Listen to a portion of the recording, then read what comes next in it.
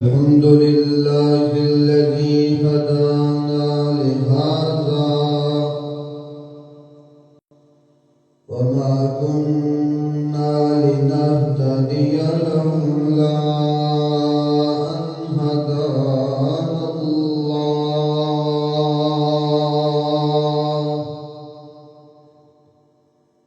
شهادة أن لا إله إلا الله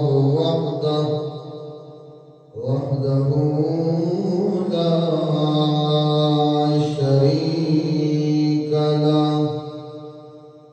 لا شريك له في الذات والصفات والصلاة والسلام على من أرسل بالبراهين والبينات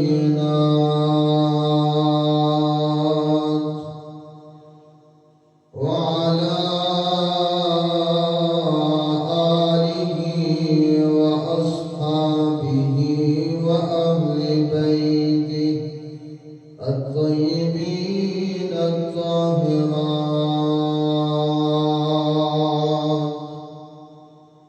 أما بعد فأعوذ بالله من الشيطان الرجيم بسم الله الرحمن الرحيم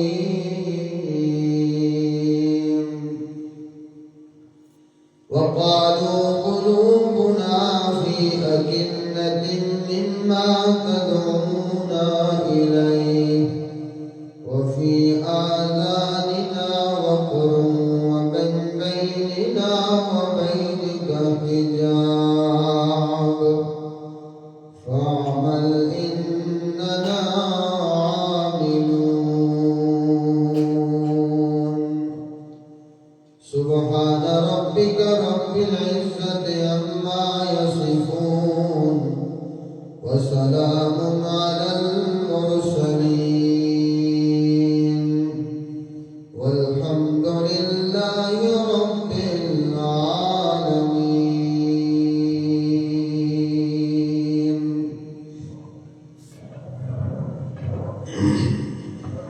انتہائی واجب الاحترام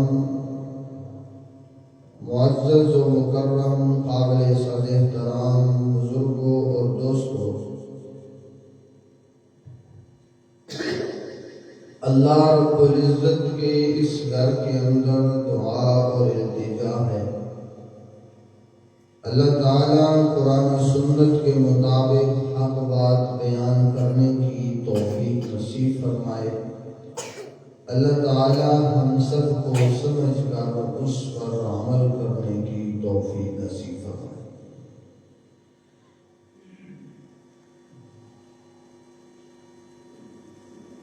گزشتہ جمعۃ المبارک میں جو گفتگو ہوئی تھی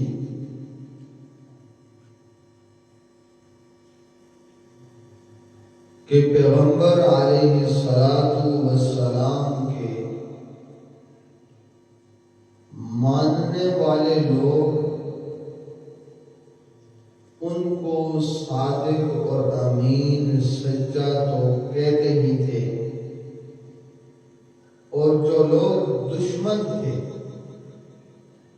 آپ کی نبوت اور رسالت کو نہیں مانتے تھے، آپ کے اوپر نازل ہونے والی کتاب کو بھی نہیں مانتے تھے، ان کی زبانوں سے بھی آپ کی صداقت کی گواہیاں بیان کی ہیں، ان کی زبانوں سے بھی آپ کو سچا اور امانت دار اور دیانتدار کہا گیا، اور پھر ہر طرح کی دشمنی رکھنے والے وہ بھی آپ کی صداقت کی گواہیاں دیتے تھے، آپ کے قتل کے در پہ ہونے والے وہ بھی آپ کے پاس امانتیں رکھواتے تھے، ہر طرح سے آپ کی مخالفت کرنے والے بھی آپ کو صادق اور امین کہتے تھے۔ اسی طرح مکہ کے اندر حالات دن بدن خرابی کی طرف جا رہے تھے، جس میں مشرکین مکہ کا زور ٹوٹ رہا تھا، اور آخر کار وہ اس بات پہ پہنچے، آپس میں اکٹھے ہوئے، مشورہ کیا کہ جاؤ آپ ذرا ان سے پوچھو تو صحیح کہ جس طرح کی باتیں وہ کرتے ہیں، یہ باتیں کرنے کے ساتھ ان کا مقصد کیا ہے۔ ایک نئے دین کی بات کرتے ہیں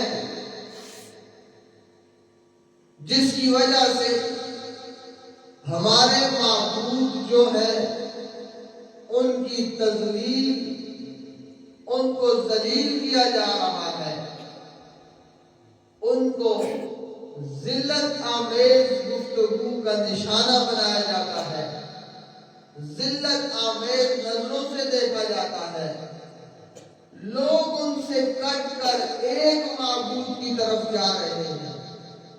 آخر یہ چاہتے کیا ہے؟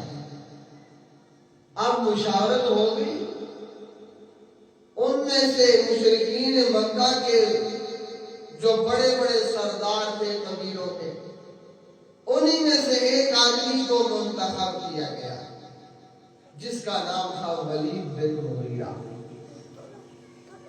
ولید بن مغیرہ کو اللہ کے نبی صلی اللہ تعالی علیہ وسلم کے پاس بھیجا، جاؤ پوچھ کے آپ وہ کیا چاہتے ہیں۔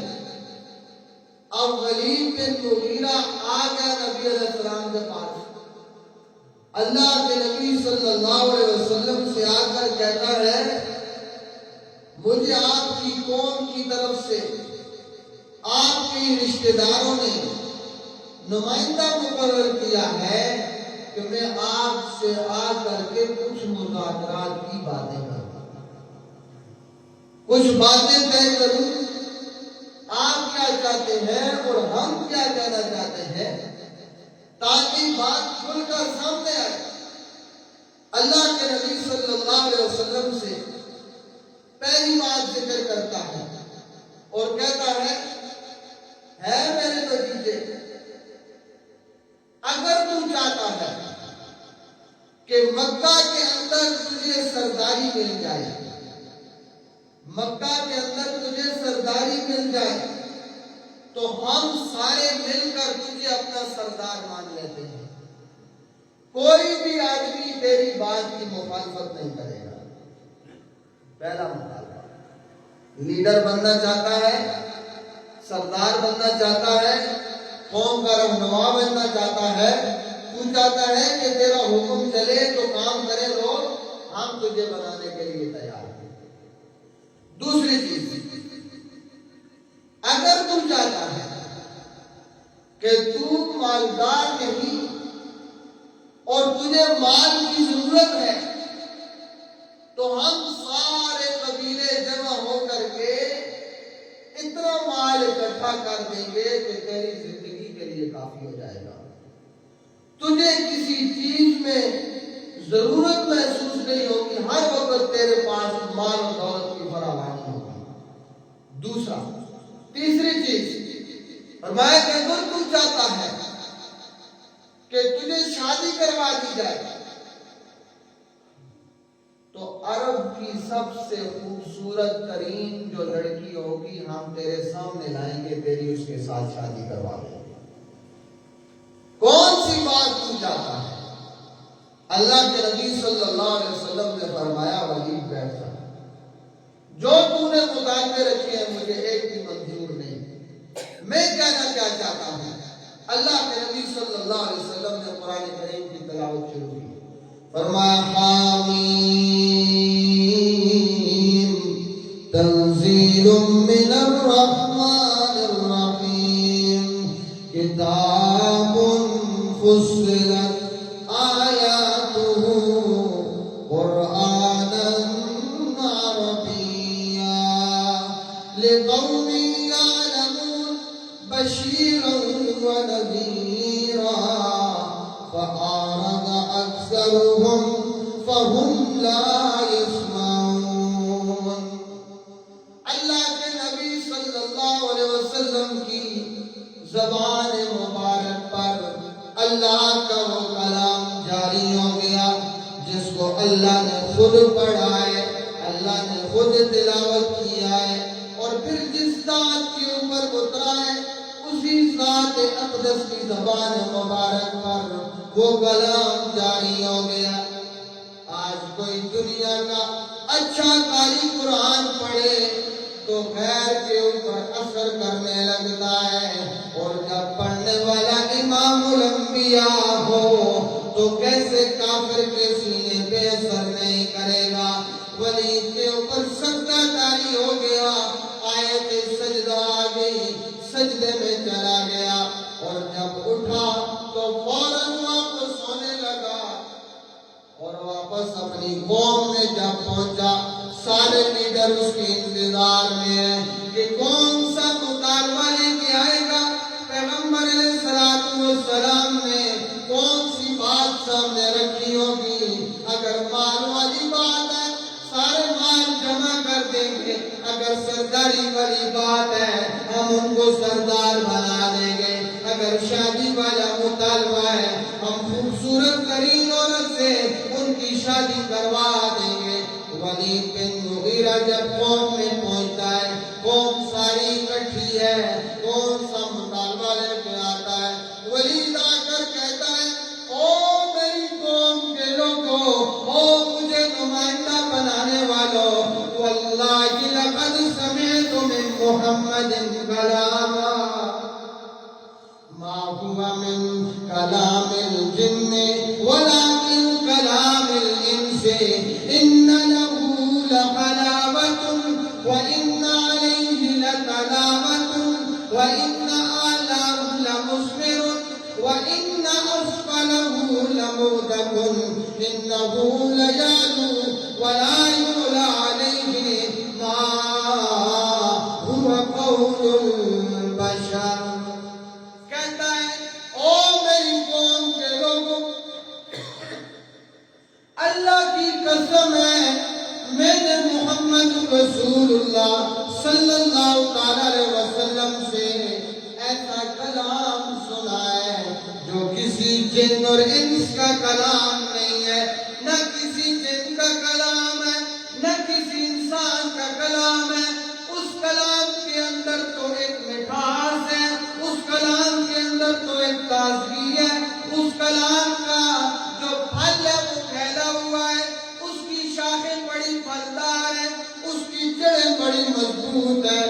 وہ سارے کلاموں سے افضل کلام ہے، اور اس کی جڑیں بڑی مضبوط کلام ہے، بڑی مضبوط ہیں، اس سے کوئی کلام حاوی نہیں ہو سکتا. اللہ کی قسم ہے وہ کسی بشر کا کلام نہیں، وہ رب رحمان کا کلام ہے. جب وہ رحمان کا کلام ہے تو رحمان کا کلام اسی کے رسول کے اوپر نازل ہوتا ہے. محمد الرسول اللہ اللہ کا رسول ہے، اس کی مخالفت سے باز آ جاؤ. کہا اس کی مخالفت سے باز آ جاؤ. یہ کون کہہ رہا ہے؟ ولید بن مغیرہ، جو پیغمبر کا دشمن ہے پیغمبر کا دشمن. قرآن جو اس کا ایمان نہیں، پیغمبر علیہ السلام کو نبی نہیں مانتا، لیکن پھر بھی اقرار کیا ہے، اقرار میں کر رہا ہے کہ وہ کلام بھی سچا ہے اور جس پر کلام ہو رہا ہے وہ بھی سچا ہے. کافر کی زبان سے اللہ نے پیغمبر کی صداقت کی گواہی دلوا دی. اور پھر اسی طرح مشہور سفیہ خاتم لائی، اس کے تذکرے عام کتابوں میں ملتے ہیں. اس کی بیٹی گرفتار ہو کے آ گئی، عیسائی مذہب رکھتا ہے، اس کی بیٹی گرفتار ہو کے آ گئی، مسلمانوں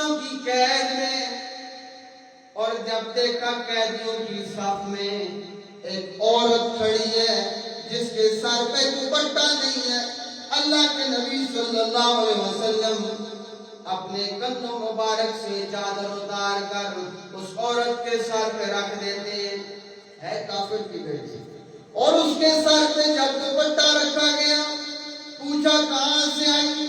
جی فلاں قبیلے سے تعلق ہے، عیسائی مذہب رکھتی ہوں، جب مسلمانوں کا حملہ ہوا میرا بھائی مجھے چھوڑ کر بھاگ گیا ہے اور میں آپ کی گرفتاری میں آ چکی ہوں، اور ان گرفتار لوگوں میں میرا رشتہ دار بھی کوئی نہیں ہے، میں اکیلی تنہا گرفتار ہو کے آ گئی ہوں، اب میرا ان میں رشتہ دار بھی کوئی نہیں۔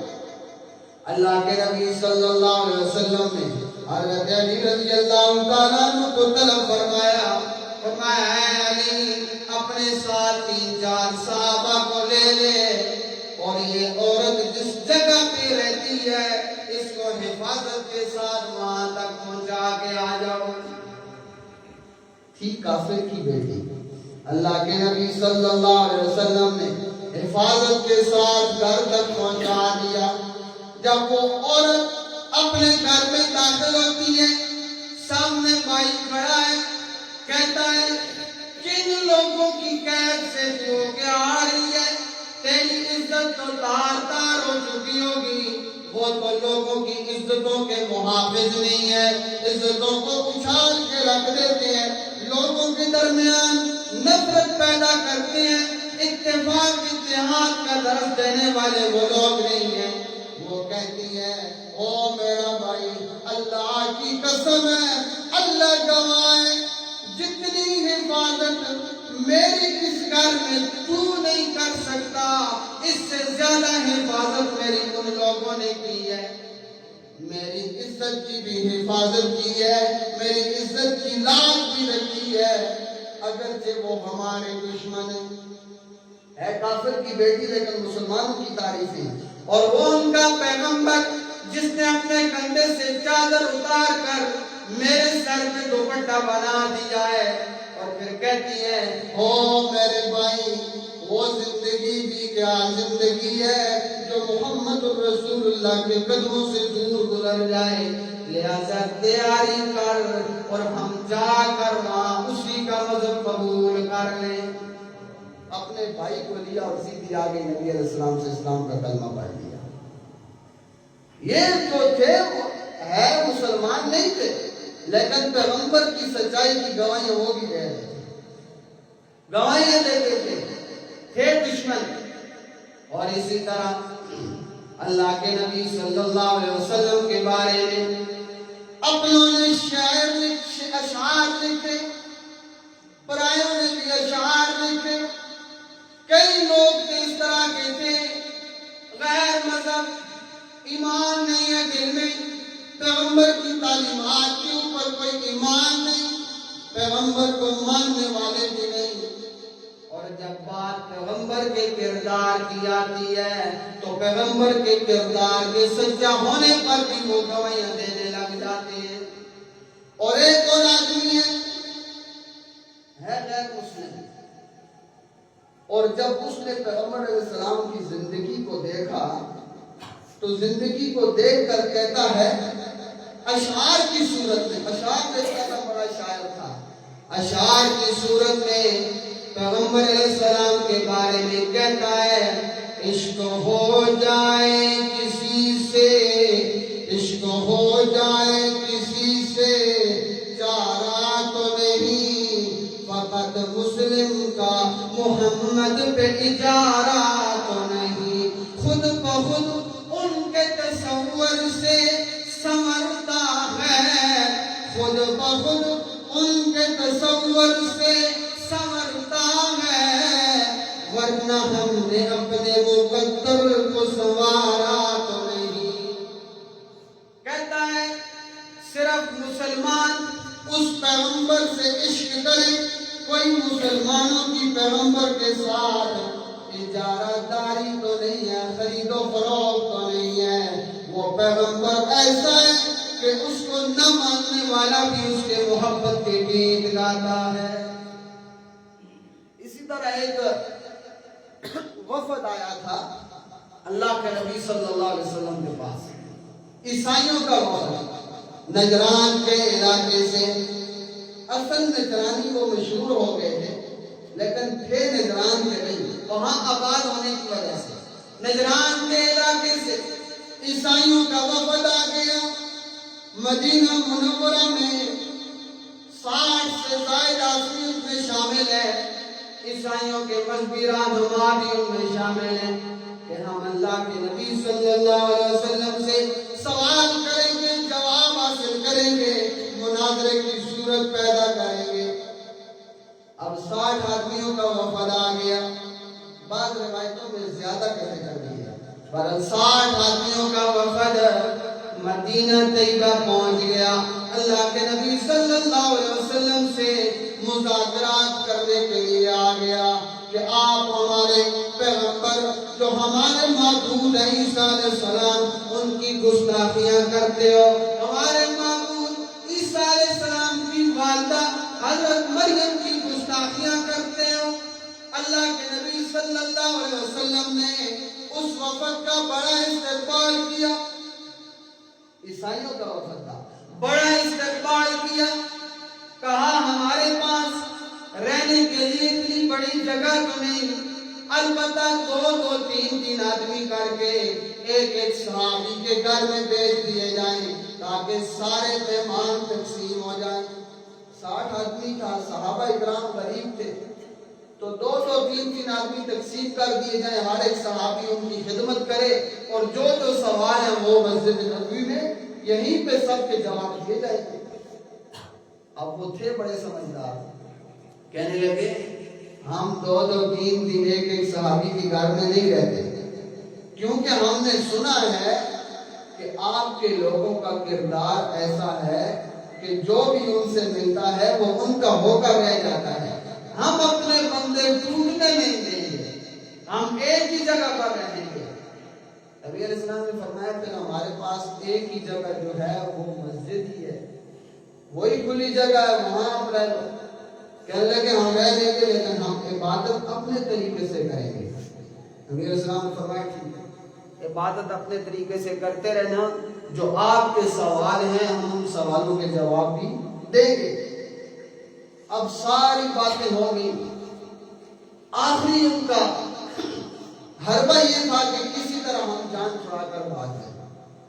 کچھ دن تک وہ رہے، سوال و جواب ہوتے رہے، آخر میں نبی علیہ السلام نے ان کو مبارزے کا چیلنج کیا تھا کہ آؤ میدان میں ہم بھی مطالبہ کرتے اللہ کے سامنے کہ اللہ جو جھوٹا ہے اس پر تیری لعنت ہو، آپ بھی کھڑے ہو جاؤ ہمارے سامنے اس طرح کرو۔ تو وہ بھاگ گئے، کہتے لگے ہم مبالغہ نہیں کرتے، کیونکہ ان کو پتا تھا کہ ہم سچے نہیں ہیں، یہ پیغمبر سچا ہے۔ جب واپس ہونے لگے، وہ قافلہ واپس ہونے لگا تو راستے میں ان کا مذہبی لیڈر ابو عارصہ ایک سواری کے اوپر بیٹھا ہوا جا رہا ہے۔ جو یہ سواری چل رہی ہے، سواری کو ٹھوکر لگتی ہے تو ابو عارصہ اپنی سواری سے گر جاتا ہے۔ مذہبی رہنما، عیسائیوں کا مذہبی لیڈر اپنی سواری سے گر گیا، اور یہ جب گرتا ہے اس کا دوسرا چھوٹا بھائی ہے قرظ بن علقمہ، وہ کہنے لگا ہلاک محمد، ہلاک ہو جائے محمد، تباہ ہو جائے محمد، برباد ہو جائے محمد۔ کہتا ہے وہ ہلاک ہو جائے، اگر وہ ہمارا دشمن نہ ہوتا تو آج یہ سفر نہ کرنا پڑتا، ہمیں یہاں ذلیل نہ ہونا پڑتا، ہماری سواری کو ٹھوکر نہ لگتی، میرا بھائی سواری سے نیچے نہ گرتا۔ جب یہ اس کی زبان سے کلمات نکلے تو وہ گرنے والا بھائی کہتا ہے او میرا چھوٹا بھائی، تو ہلاک ہو جائے، تو تباہ ہو جائے، محمد کے بارے میں ایسا کلمہ نہ کہنا۔ بھائی کہتا ہے یہ کیسی بات ہے، تھوڑی دیر پہلے تو کہتا ہے وہ ہمارا دشمن ہے، اس سے مناظرہ کرنے آیا، اور ابھی کہتا ہے کہ دشمن ہلاک نہ ہو۔ دشمن کی بربادی کی دعا تو ہر بندہ کرتا ہے. وہ کہتا ہے اللہ کی قسم ہے وہ محمد ہمارا دشمن ہے لیکن وہ سچا پیغمبر ہے. اس کے اوپر نازل ہونے والی کتاب بھی سچی، وہ پیغمبر بھی سچا، اس کو ماننے والے بھی سچے. پھر وہ جاہل قسم کا بھائی کہتا ہے جب وہ سچا ہے تو اس کو مانتا کیوں نہیں ہے؟ جب وہ سچا ہے تو اس کو مانتا کیوں نہیں؟ کہتا ہے اللہ کی قسم جو ہمیں حکومت کی طرف سے مہینے کا 1000 دینار ملتا ہے، اگر ہم پیغمبر کو مان لیں وہ دینار بند ہو جائیں. جو ہماری گدی چل رہی ہے یہ پیری مریدی ہماری ختم ہو جاتی ہے، پھر محمد کی غلامی اختیار کرنی پڑتی ہے. ہماری گدی ختم، ہمارے نذرانے ختم، تحفے طائف ختم، مالداری ختم، لوگ ہمارے سامنے جو جھکتے ہیں، یہ ساری چیزیں چھوڑنی پڑتی ہیں کیونکہ محمد کی غلامی دین حق کی شرط اول ہے. محمد کی غلامی دین حق کی شرط اول ہے. اگر ہو اس میں کچھ خامی تو سب کچھ نامکمل ہے. وہ کہتا ہے اگر پیغمبر کو ہم مان لیں تو ہمیں اپنی گدی قربان کرنی پڑتی ہے. چھوٹا بھائی بڑا حیران ہوا، کہتا ہے ٹھیک ہے جا تو نذرانے وصول کر، جا تو حکومتی فنڈ وصول کر، جا لوگوں کے تحفے طائف وصول کر، مرضی کر، عیش و عشرت کر. جب محمد سچا ہے تو یہاں سے میری اور تیری رائے جدا. تو جا اپنے علاقے اور میں جاتا ہوں واپس مدینے ایمان قبول کرنے. اور وہ وہاں سے واپس آیا اور ایمان قبول کر دیا. جب سچائی کا پتہ چلا کہ میرا بھائی مذہبی لیڈر ہے، عیسائیوں کا رہنما ہے، اس کی زبان سے پیغمبر کی تعریفیں ہیں، تو پھر میں اس کا کلمہ کیوں نہ پڑھوں. وہ واپس آیا اور کلمہ پڑھ لیا. عیسائی تھے لیکن پیغمبر کی زبان مبارک کی سچائی کی گواہیاں دیتے ہیں. ابھی تاریخ میں بہت سارے لوگ ہیں، ان میں ایک آدمی ہے انگریز ہے، عیسائی مذہب رکھتا ہے، انگریز ہے، تاریخ میں اس کا واقعہ موجود ہے اور اس کا نام بھی بڑا عجیب سا ہے.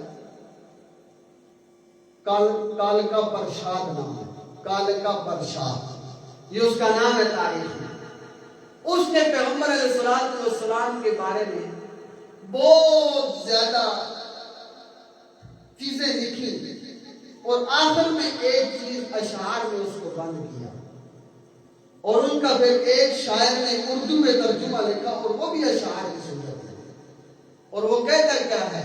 کہتا ہے کوئی چاند کو کوئی سورج کو ہاتھوں پہ میرے لا دے، کوئی چاند کو کوئی سورج کو ہاتھوں پہ میرے لا دے، کونین کی دولت کو میرے دامن میں چھپا دے، کونین کی دولت کو میرے دامن میں چھپا دے. پھر وہ کال کا پرشاد سے پوچھے کہ وہ کیا لے، تو پھر جواب ذکر کرتا ہے کہ نالین محمد کو آنکھوں سے لگا لے. کہتے ساری کائنات کی دولت بھی آ جائے پھر بھی اس پیغمبر کی جوتیاں، ان کی دھول میری آنکھوں کا سرما. ایسی تعریفات مانتا نہیں ہے لیکن پھر بھی تعریفیں کر رہا ہے. یہ دشمن کی طرف سے تعریفات محمد رسول اللہ صلی اللہ علیہ وسلم کی. اللہ تعالی ہمیں انہی کے ساتھ محبت، انہی کے ساتھ حفظ، انہی کے ساتھ زندگی وابستہ کر دے.